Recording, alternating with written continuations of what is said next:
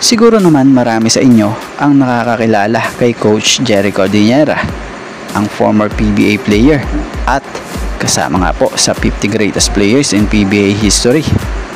So isa nga po si Sir Jerry Cordillera sa hindi nakagusto sa kinilos or dirty game na ginagawa nitong si Cliff Hodge.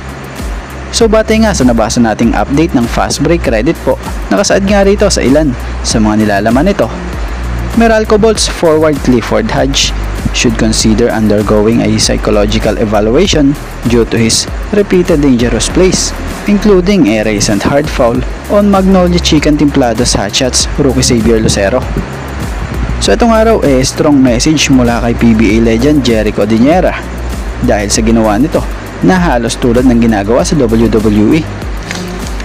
Napansin pa nga ni Coach Jerry, if you're gonna hurt people nga raw, hanap buhay factor na ito Kung tatanggalan mo ng hanap buhay yung isang tao, talagang foul yun. Tambak nga raw wala nang purpose naninira ka lang, ika nga ni Sir Jerry. Dagdag pa nga nito, namimisikal ka lang. Siguro nga raw, kailangan ipa-check ang utak nito kung bakit ka naninira nang di naman kailangan. So may point naman para sa opinion natin itong si Sir Jerry.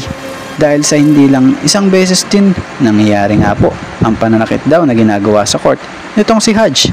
Dahil naalala niya din ito noon yung ginawa nitong si Hodge kay Kit Jimenez na dating SMB player na kung saan pinatamaan nga nito ng siko itong si Kit na nauwi sa pagkakaroon ng fracture eye socket nito. So matatandaan namang napatawan na nga po ng parusa si Cliff Hodge matapos ang nangyaring ginawa niyang ito kay Xavier Lucero na paghila nga po ng ulo pababa na kung saan marami ang nakabanggit na malamove nga raw po sa WWE like Randy Orton. So napatawan nga po ng 1 game suspension itong si Cliff Hodge at pinagbayad ng multa na 100,000 pesos. At dito tayo sa Barangay Ginebra. So nakuha na nga po talaga ni Jason David ang tiwala ni Coach Tim Cone. Kasama nga po talaga siya sa regular rotation ng Barangay Ginebra. So ang tagal niya nga rin po talagang pinagsikapan yan. Ilang taon din bago siya nabigyan ng chance may pakita ang kaya niyang gawin at itulong sa team. So mataas na kumpiyansa at alamin yung role niya at alamin ang mga gagawin niya sa loob. Yan ang pinag-aralan talaga niya. Kapansin-pansin na nga ngayon yung role niya yung role na dati na ginagawa ni Maverick Ahamnisi nung hindi pa ito na-injury. So ang kagandahan nga po kay Jason David hindi lang siya pang scoring, maging pang depensa nga rin siya. At yung game niya nga po talaga namang andyan para umalalay sa mga key players ng team. Kumbaga, hindi lang sa puntos nakikita yung tulong niya Kumbaga, bonus na lamang yun. Pero napakahusay talaga nito off the bench at deserve niya din talaga mapasama sa regular rotation ngayon ng Barangay Ginebra. At about naman dito sa patungkol sa kampo ng TNT Tropang Giga. So namomblema nga kamakailan lang ang TNT nang magkaroon nga po ng groin injury etong si Reynam Batak. Sa ngayon, wala nga Reynam Batak ng TNT, wala pang Jason Castro. At may nabasa nga tayong balita sa post na tong si PBA Insider News na yun nga rito, credit po. I heard that Reynam Batak is out for 4 to 6 weeks due to groin injury.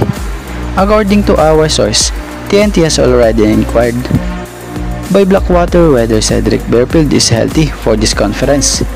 Because if Cedric Berfield is healthy, they are willing to make an offer to Blackwater so they can get Berfield to TNT before the PBA playoffs. Source, TNT Insider. So, ang tanong nga dito, sino naman ang i-offer ng TNT kapalit ni Berfield kung gusto talaga nila etong si Berfield? Dahil unang-una si Berfield nga ngayon ang siyang may pinakamalaking role dito sa bossing na siyang pinagkukunan nga ni Coach Jeff ng tulong sa team para magawang mapaganda pa nga po ang opensa ng Blackwater. At this conference nga, he averaged 18 points per game, 2.25 rebounds per game at 3.75 assists per game. So tingnan natin sa pagkawala ni Reynam Batak. Ngayon, 2 point guard na lamang sa tingin natin ang posibleng pwedeng mapasama sa starting 5 ng TNT Ito nga'y gaya nila Brian Heruela and Simon Enciso na siyang kadalasan ring nabibigyan na ng minuto dito sa TNT. At magpatungkol tayo dito kay Berfield. Yun ang aabangan natin kung sino ang posibleng i-trade dito ng TNT kung matutuloy ang sinasabi rito.